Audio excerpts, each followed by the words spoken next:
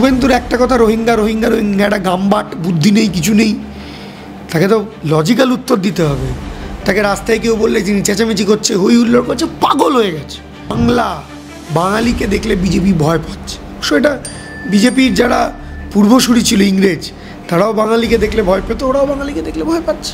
পার্টির প্রতিনিধিরা ট্রাম্পকে জেতানোর জন্য এখান থেকে কার্যত ভোট প্রচার করেছিল, ট্রাম্পের জেতার পর বিজয় মিছিল করেছিল। আজকে তারা তাদের দেশের মানুষের কাছে কি উত্তর দেবেন এটা তারা তৈরি করে রাখুক, কারণ মানুষ কিন্তু এটা নিয়ে প্রশ্ন করবে। আর সত্যি মনে করি যে 56 ইঞ্চি সিনা মুখে বললেই ফিতে মেপে দেখতে হয় যে আদেও তার 56 ইঞ্চি সিনা আছে কিনা, আদেও তিনি বিশ্বগুরু না ফ্লপ গুরু, এটা মানুষ এখন বিচার করার সময়। শুভেন্দু বেসিক্যালি একটা ননসেন্স, ওর পড়াশোনা জ্ঞান কোনোটাই কিছু নেই, এর বেসিক্যালি কোনো সাহস নেই, কারেজ নেই। আমরা টিভিতে দেখছিলাম বেলুচিস্তান নাকি ভাগ হয়ে গেল, ওই বাংলাদেশটা তৈরি করে দিয়েছিলেন ইন্দিরা গান্ধী, সে বাংলাদেশটা আজকে আমাদের ফ্রেন্ডলি নেশনের থেকে এনিমি নেশন হয়ে গেছে। কী করে হলো? আবার উত্তর 24 পরগনার বারাসাত হিঙ্গলগঞ্জের টোন একরকম, উত্তর বাংলার টোন একরকম, মেদিনীপুরের টোন একরকম, কিন্তু তারা বাঙালি। রোহিঙ্গা যাদের কথা বলছে সে রেসটি বাঙালি নয়। এসআইআর নিয়ে যখন রাজ্য রাজনীতি উত্তাল, তখন গতকাল দেখা গেল যে বিএলওদের তরফ থেকে ডেপুটেশন জমা দেওয়া হলো নির্বাচন কমিশনের অফিসে এবং বিক্ষোভ দেখানো হলো, এবং তাদের স্পষ্ট অভিযোগ যে তারা এবার ভয় পাচ্ছেন যে রাজ্যে যদি কারোর নাম কাটা যায় তাহলে পরবর্তীকালে তারা কোনো রকম রাজনৈতিক চাপে পড়তে পারে। না, রাজনৈতিক চাপ কেন? আপনার কেউ কেউ যদি চায় বাংলার মানুষ, বাংলায় জন্মেছে, বাংলায় থাকেন, তার নামটা ভোটার তালিকা থেকে কেটে যাবে এবং পর্যায়ক্রমে তার নাগরিকত্ব নিয়ে টানাটানি পড়বে, তো স্বাভাবিক মানুষ তো চাপ দেবেই। এবং যারা বিএলওরা আছেন তারাও তো বাংলার নাগরিক, তারাও তো এটা ফেস করবেন, তাদের তো ফেস অফ হতে হবে। এটা রাজনৈতিক চাপের কিছু না, এটা নিশ্চিত একটা মানুষের, একটা জনমানুষে একটা পাবলিক ওপিনিয়ন সৃষ্টি হয়েছে এবং প্রচুর মানুষ শঙ্কিত। আমাকে প্রচুর মানুষ বলছে 2002-এর ভোটার লিস্ট আমাকে একটু খুঁজে দাও। কেউ আমাকে বলছে বার্থ সার্টিফিকেটটা কী করে করাতে যাব, 1985 সালে জন্মেছি, তার বার্থ সার্টিফিকেট কী করে পাবো, বাবার বার্থ সার্টিফিকেট কী করে পাবো। এই যে মানুষের মনে যে চিন্তা, মানুষের মনে যে ভয়, যে সংখ্যা, এইটা যেটা উঠছে, এইটা তো ফেস করতে হবে সব পার্টকে। এবং নির্বাচন কমিশন বা সিইও বা বিজেপিকে তো কেউ হাতের সামনে পাবে না, সাধারণ মানুষ তো এই যারা ফিল্ডে কাজ করবে তাদেরকে পাবে, তাদেরকে ফেস করতে হবে, তাদের ভয় পাওয়াটা স্বাভাবিক। কিন্তু যারা 1985 সালে জন্মেছেন তাদের তো বার্থ সার্টিফিকেট থাকার কথা স্বাভাবিকভাবে। 1985 সালে জন্মেছে, সে বার্থ সার্টিফিকেট যদি ধরুন প্রিজার্ভই করেনি, তার যদি ইনস্টিটিউশনাল বার্থ হয়নি, তখন আপনি কি করবেন? শুধুমাত্র একটা বার্থ সার্টিফিকেটের বেসিসে নাগরিকত্ব থাকবে, আর কোনো প্রমাণপত্র থাকবে না। এবং আরও অনেক ভুল চুক আছে এর মধ্যে, ডিটেলস আলোচনা করতে থাকবে না। এটা বেসিক্যালি সম্ভব নয়। আমি আবার বলছি, এইটার নাম করে মানুষের মধ্যে একটা ভয়, একটা টেরার সৃষ্টি করার কাজ করছে ভারতীয় জনতা পার্টি, এবং এটা মানুষ ভয় পাচ্ছে। একই সঙ্গে বিএলওরা বলছে যে তারা শিক্ষকতার বাইরে অন্য কোনো কাজ করতে চাইছেন না।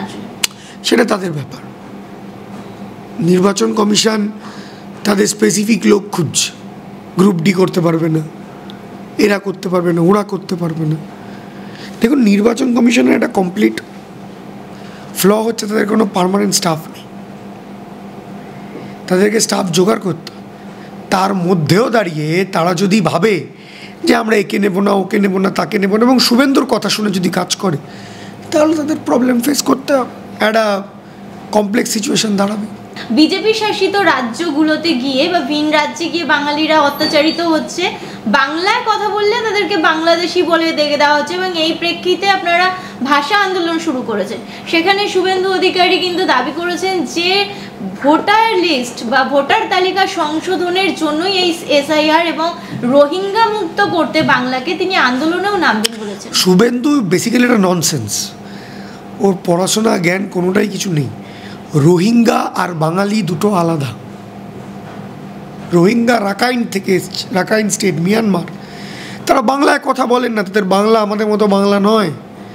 বাংলা বাঙালি যারা বাংলায় কথা বলে, যারা বাংলাভাষী, যারা কলকাতা, মধ্যমগ্রাম, বারাসাত, দার্জিলিং, কুচবিহার, কাঁথি, পুরুলিয়ায় থাকে, তাদের বিভিন্ন রকম টোন থাকতে পারে। বাঁকুড়ার টোন একরকম, আবার উত্তর 24 পরগনার বারাসাত, হিঙ্গলগঞ্জের টোন একরকম, উত্তর বাংলার টোন একরকম, মেদিনীপুরের টোন একরকম, কিন্তু তারা বাঙালি। রোহিঙ্গা যাদের কথা বলছে সে রেসটি বাঙালি নয়, তারা বাংলায় লেখেন না, বাংলায় পড়াশোনা করেন না। তাই এই ব্যাপারটার মধ্যে গুলিয়ে দিলে হবে না। আর শুভেন্দুর একটা কথা, রোহিঙ্গা রোহিঙ্গা রোহিঙ্গা, একটা গামবাট, বুদ্ধি নেই, কিছু নেই, তাকে তো লজিক্যাল উত্তর দিতে হবে। তাকে রাস্তায় কেউ বললে যিনি চেঁচামেচি করছে, হই হুল্লোড় করছে, পাগল হয়ে গেছে। জানতে হবে বাঙালির উপর বিজেপি এখন, শুভেন্দু এখন যে অজয় মুখার্জি, আমাদের সুশীল বাবুদের কথা বলতেন, সতীশ সামন্তদের কথা বলতেন, যে তাম্রলিপ্ত জাতীয় সরকারের কথা বলতেন, আর শ্যামাপ্রসাদ মুখার্জির লোকেদের কথা বলছে, নেতাজির বিরুদ্ধে কথা বলছে, বাংলার বিরুদ্ধে কথা বলছে। সুশীল দ্বারা সতীশ সামন্তরা তো বিরুদ্ধে শ্যামাপ্রসাদ মুখার্জি ছিল, আজকে তাই করছে। দেখুন, বাংলা ভাষা আমাদের ভাষা, এবং বাংলায় কথা বলার নাম করে পুশব্যাক করা, পেলোড দিয়ে ফেলে দেওয়া, এগুলো তো হয়েছে, এটা তো করছে বিজেপি। এইটার বিরুদ্ধে তো শুভেন্দুর প্রতিবাদ করা উচিত ছিল, তো বাংলায় কথা বলে, ও তো বাঙালি। কিন্তু না, চামচা বৃত্তিতে এখন ব্যস্ত, দিল্লির জমিদারদের পা চাটতে এখন ব্যস্ত, তাই এসব করছে। আগামী দিন ও গোটা বাংলার রাজনীতি থেকে একদম নিষ্কাশিত হয়ে যাবে, থাকবে না। বাংলায় যারা বিরোধিতা করে, যারা বাংলার বিরোধিতা করে, যারা বাংলা ভাষার বিরোধিতা করে, তাদের বাংলায় থাকতে হবে না। আপনারা দেখা গিয়েছে যে অভিষেক বন্দ্যোপাধ্যায় যে স্পেসিফিক অভিযোগ করেছিলেন যে বিহারে কুকুরের নামে ভোটার লিস্ট হয়েছে বা ভোটার কার্ড হয়েছে। ইভেন মুখ্যমন্ত্রী মমতা ব্যানার্জি একটা ভিডিও করে প্রকাশ করেছিলেন, যেটাকে বলা হয়েছিল যে দিল্লিতে গিয়ে একজন শিশু এবং মায়ের ভিডিও, যে নির্যাতিত হচ্ছে তারা। তো এটা দিল্লি পুলিশ এবং নির্বাচন কমিশন দুজনেই কিন্তু এই দুটো ভিডিওকে সম্পূর্ণভাবে ভুল বলেছে। দেখুন, দিল্লি পুলিশ তো মিথ্যাবাদীর একদম চূড়ান্ত পর্যায়ে। দিল্লি পুলিশের থেকে বড় মিথ্যাবাদী আর কে আছে? যখন কানাইয়া কুমার তার ভিডিও ডক্টরেট করে, তার ভিডিওকে অন্য শব্দ ঢুকিয়ে দিয়ে পেছন থেকে, কে করেছিল? দিল্লি পুলিশ করেছিল, তাকে জেলে ঢুকিয়েছিল, পরে প্রমাণ করতে পারেনি, কোর্টের কাছে থাপ্পড় খেয়েছে। একটা 6 মাসের বাচ্চার কান থেকে রক্ত পড়ছে, সেটা মিথ্যে। কাল তো সাংবাদিক সম্মেলন করে তৃণমূল কংগ্রেস প্রমাণ করে দিল যে দিল্লি পুলিশের একটা মিথ্যাবাদী। এই দিল্লি পুলিশ জেএনইউ, জামাইল ইসলামিয়া বিশ্ববিদ্যালয়ে গিয়ে ছাত্র পেটাতে পারে, দিল্লির দাঙ্গা করতে পারে। দিল্লির বিজেপি নেতারা বন্দুক নিয়ে হচ্ছে, তখন কিছু করে না, দেখা গেছে তো, টিভির পর্দায় দেখা গেছে। কৃষকরা যাতে না ঢুকতে পারে, কাঁটা লাগাতে পারে, পেরেক লাগাতে পারে দিল্লিতে, আর বাঙালিদের পিটতে পারে, যার প্রমাণ ভিডিওতে পাওয়া গেছে এবং যার টেস্টিমোনিয়াল গতকালে সে সাংবাদিক সম্মেলনে বলে দিয়েছে। আর অভিষেক বন্দ্যোপাধ্যায় দেখিয়ে দিয়েছে, কাগজ দিয়ে দেখিয়ে দিয়েছে। তো নির্বাচন কমিশন এবং বিহারের গভর্নমেন্ট করেছে, বিহারের গভর্নমেন্টেই সেই সার্টিফিকেট দিয়েছে। আমি আবার বলছি, বাঙালিকে দেখলে বিজেপি ভয় পাচ্ছে। এটা বিজেপির যারা পূর্বসূরি ছিল ইংরেজ, তারাও বাঙালিকে দেখলে ভয় পেত, ওরাও বাঙালিকে দেখলে ভয় পাচ্ছে। আচ্ছা, গতকালও দেখা গেল যে সংসদ উত্তাল হয়েছে এবং সংসদের বাইরে বিক্ষোভ দেখাতে, যে ভোট চুরির না বন্ধ করতে। তো আপনারা কি মনে করছেন এই যে এসআইআর, যেটাকে বলা হচ্ছে যে অ্যাকচুয়ালি ভোটার তালিকা সংশোধন প্রক্রিয়া, তো আপনারা কি মনে করছেন এটার মাধ্যমে আসলে বিজেপি বা কেন্দ্র সরকার কোনো রকম ভোটের কারচুপি করছে বা এটা তো করেছে? মহারাষ্ট্রে যখন 60 লক্ষ ভোট বেড়ে গেল, তখন তো নির্বাচন কমিশন কোথায় ছিল? দিল্লিতে যখন ভোট বেড়ে গেল হঠাৎ করে, তখন নির্বাচন কমিশন কোথায় ছিল? কি করছিল? দিল্লি চেনে না, মহারাষ্ট্র চেনে না। আজকে বিহারে সব থেকে বেশি মাইগ্রেন্ট ওয়ার্কার, ডাবল ইঞ্জিন সরকার, মাইগ্রেন্ট ওয়ার্কার বেশি, তাদের বাড়িতে খুঁজে পাইনি বলে নাম কেটে দেবে? কি বাবা, দেখুন, এসআইআর এর মাধ্যমে ঘুরিয়ে এনআরসি আনা, ঘুরিয়ে নাগরিকত্ব কেড়ে নেওয়ার চেষ্টা হচ্ছে, এবং ভোটার তালিকা থেকে নাম না বাদ দিলে বিজেপি তো জিতবে না, বিজেপি জিতবে না। তাই স্বাভাবিকভাবেই বিজেপি এটা যেভাবে মহারাষ্ট্রের ভোটার তালিকায় নাম ঢুকিয়ে দিয়েছিল, মমতা ব্যানার্জি এটা ধরে নিয়েছে, তো মমতা ব্যানার্জি এটা ধরে নিয়ে প্রমাণ করে দিয়েছে যে হরিয়ানার নাম আছে, বাংলায়ও নাম আছে। তো ভোটার লিস্টে নাম কেটে বাংলায় বিজেপি ভোট জিততে চাইছে, এটা স্পষ্ট হয়ে গেছে। নয় বিজেপি তো নির্বাচন কমিশন করছে, বিজেপিকে দালালি করার কি আছে? বিজেপি কেন তেরে ফুরে নামছে নির্বাচন কমিশনের? বিজেপি কেন নির্বাচন কমিশনের মুখপাত্র হয়ে কথা বলছে? যারা ভোট দিয়েছে তারা তো বিজেপিকেও ভোট দিয়েছে। এই যে বিহারে যাদের নাম কাটলো, তাদের নাম যখন কেটে দিয়ে বিজেপি নীতিশ কুমারকে পদত্যাগ করা উচিত, যে এদের পরে তো নীতিশ কুমার মুখ্যমন্ত্রী হয়েছে। তাই এরা যদি ফলস ভোটার হয় তাহলে তো নীতিশ কুমারই ফলস মুখ্যমন্ত্রী। এই কথাগুলো বলে আমি আবার বলছি, মানুষের মধ্যে একটা টেরার, একটা আতঙ্ক সৃষ্টি করে বিজেপি জেতার চেষ্টা করছে, আর কিছু না। দাদা, সংসদের বাদল অধিবেশনে আলোচনা হচ্ছে অপারেশন সিঁদুর নিয়ে, এবং সেখানে প্রধানমন্ত্রীকে প্রশ্ন করা হয়েছে যে ট্রাম্পের মধ্যস্থতার বিষয়। তিনি কার্যত কিন্তু অস্বীকার করেছেন। তিনি বলছেন যে ট্রাম্পের সঙ্গে এই বিষয়ে বা বাণিজ্যিক কোনো বিষয়ে কথা হয়নি, বা ট্রাম্পের কোনো কথাতে এই যুদ্ধ বন্ধ হয়নি। কি বলেন? এটা তো তখন বিদেশ দপ্তরের কোনো সচিব এগুলো কথা বলেনি।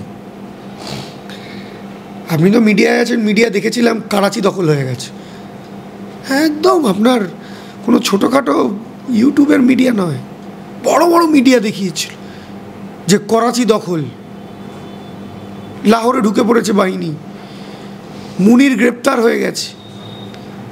তো দেখেছিলাম, তা আমরা শুনতে চাই যে কী হয়েছে এক্স্যাক্টলি।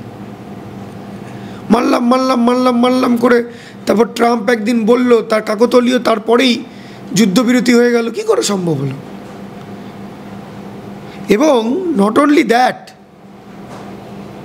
ইউনাইটেড নেশনসে পাকিস্তানের নামটা পর্যন্ত উচ্চারণ করাতে পারেনি।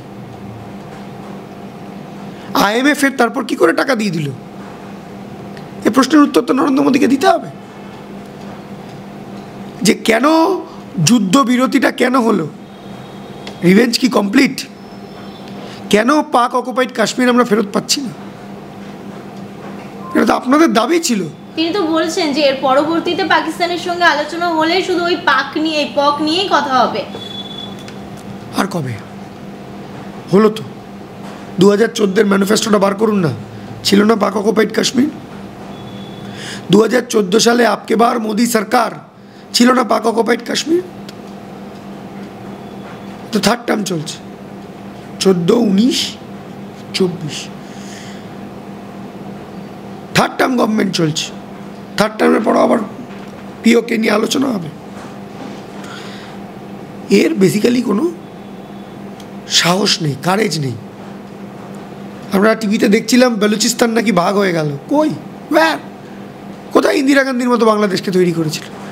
যে বাংলাদেশটা তৈরি করে দিয়েছিলেন ইন্দিরা গান্ধী, সে বাংলাদেশটা আজকে আমাদের ফ্রেন্ডলি নেশনের থেকে এনিমি নেশন হয়ে গেছে। কী করে হলো? কোথায় ফরেন পলিসি? তিনি বললেন তিনি বিদেশ থেকে তাড়াতাড়ি ফিরে এলেন, এসে কোথায় গেলেন? দিল্লি গেলেন না কাশ্মীর গেলেন? গেলেন বিহারে পঞ্চায়েতি রাজের সম্মেলন। আর ঢব্বাজ ভণ্ড লোক, কোনো ব্যক্তিত্ব নেই এবং কোনো ভিত্তি নেই কথাবার্তা। আজকে এক বলছেন, কালকে আরেক বলছেন। অপারেশন সিঁদুর আমাদের দেশের সৈন্যবাহিনীকে আমি সম্মান জানাই, অভিনন্দন জানাই, কৃতজ্ঞতা জানাই, কিন্তু তাদের তো খোলা ছুট দেওয়া হলো না। তার আগেই তো কোনো এক বিশেষ বন্ধুর কথায় যুদ্ধ থামাতে হলো। এটা মানুষ, এটা নিয়ে খুব আপসেট। আমরা সাধারণ নাগরিক খুব আপসেট।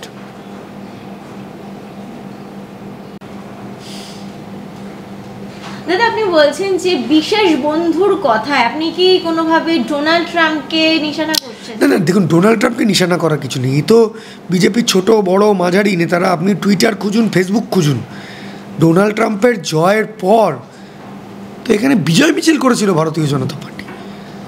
ছোট মুখপাত্র, বড় মুখপাত্র সবাই অভিনন্দন জানিয়েছিল, তাদের বন্ধু জিতেছে, মোদির বন্ধু জিতেছে। মোদি তো বলেছিলেন আপকে বাদ ট্রাম্প কি সরকার। তো বিশেষ বন্ধু কে? বিশেষ বন্ধু তো ডোনাল্ড ট্রাম্প বটেই। কিন্তু এই ট্রাম্পই তো এবার ভারতের উপরে এই অগস্ট থেকে 25% কর বৃদ্ধি করছে। দেখুন, আমি ভারতের পররাষ্ট্র নীতি নিয়ে তো প্রশ্ন আজকের নয়, প্রশ্ন অনেক দিন ধরে চলছে। আমি জানি না, আমি বেশি এর মধ্যে মন্তব্য করতে চাই, শুধু এইটুকু বলতে চাই যে যে সরকারের পার্টির প্রতিনিধিরা ট্রাম্পকে জেতানোর জন্য এখান থেকে কার্যত ভোট প্রচার করেছিল, ট্রাম্পের জেতার পর বিজয় মিছিল করেছিল, আজকে তারা তাদের দেশের মানুষের কাছে কি উত্তর দেবেন এটা তারা তৈরি করে রাখুক। কারণ মানুষ কিন্তু এটা নিয়ে প্রশ্ন করবে। যখন পায়ে শিকল বেঁধে, হাতে হতকড়া পরিয়ে তার নাগরিকদের প্লেনে পাঠায় এবং সেটা আমাদের মাথা নিচু করে সহ্য করতে হয়, আমরা সত্যি কিসেঞ্জার, নিক্সন এর সঙ্গে ইন্দিরা গান্ধীর সেই সময়টা মনে করি। আর সত্যি মনে করি যে 56 ইঞ্চি সিনা মুখে বললেই ফিতে মেপে দেখতে হয় যে আদেও তার 56 ইঞ্চি সিনা আছে কি না, আদেও তিনি বিশ্বগুরু না ফ্লপ গুরু, এটা মানুষ এখন বিচার করার সময় আছে। আদৌ দাদা, মোদী সরকার গঠন হওয়ার পরে ভারতের সঙ্গে বৈদেশিক সম্পর্কগুলো কতটা স্ট্রং হয়েছে বলে মনে হয়? দেখুন, আমার তো মনে হয়নি যে খুব একটা স্ট্রং হয়েছে, কারণ ভারতবর্ষের লাগোয়া সবচেয়ে ফ্রেন্ডলি নেশন আমাদের ছিল হচ্ছে বাংলাদেশ, আজ সেটা নেই। নেপালও নেই, মলডিভস নেই, ভুটানও 100% নয়। এরপরও চাইনিজ ইন্টারফেয়ারেন্স কন্টিনিউ বেড়েছে, আমরা কিচ্ছু করতে পারিনি। পাকিস্তান কন্টিনিউ শক্তি পেয়েছে, পাকিস্তান তো যুদ্ধ জিতে গেছে বলে ডিক্লেয়ারই করে দিয়েছে। আমরা প্রত্যুত্তর আমাকে স্ট্রং দিতে হবে। ভারতবর্ষের মতো দেশে, ভারতবর্ষের 140 কোটি মানুষ তাকিয়ে আছে যে পাকিস্তান যেভাবে ইন্দিরা গান্ধী, নিক্সন, কিসেঞ্জারকে বিরুদ্ধে দাঁড়িয়ে পাকিস্তানকে দুটুকরো করে দিয়েছিল, আমরা চাই বেলুচিস্তান বেরিয়ে আসুক। আমাদের আশেপাশের দেশগুলোতে বাণিজ্য বন্ধ হয়ে যাচ্ছে, আশেপাশের দেশগুলোতে সংখ্যালঘু আক্রমণ হচ্ছে, কি করছি? ইন্দিরা গান্ধীর সময় মাইগ্রেশন হচ্ছিল বাংলাদেশ থেকে, তার পরিপ্রেক্ষিতে Indira Gandhi external aggressive steps নিয়েছে। কোথায় আমাদের ভারতবর্ষের সরকার? কেন পারছে না? কেন বারবার আমাদের আমেরিকার কাছে ছোট হতে হচ্ছে? কেন বারবার আমাদের পাশের ফ্রেন্ডলি নেশনগুলো আমাদের হস্টাইল হয়ে যাচ্ছে? এগুলো নিয়ে যারা পড়াশোনা করেন তারা প্রশ্ন চিহ্ন লাগাচ্ছে। আরো ভালো ভালো খবর দেখতে সাবস্ক্রাইব করুন বাংলা হান্টের ইউটিউব চ্যানেল। বাংলা হান্টের আরো খবর দেখতে নজর রাখুন। বাংলা খবর মানেই বাংলা হান্ট।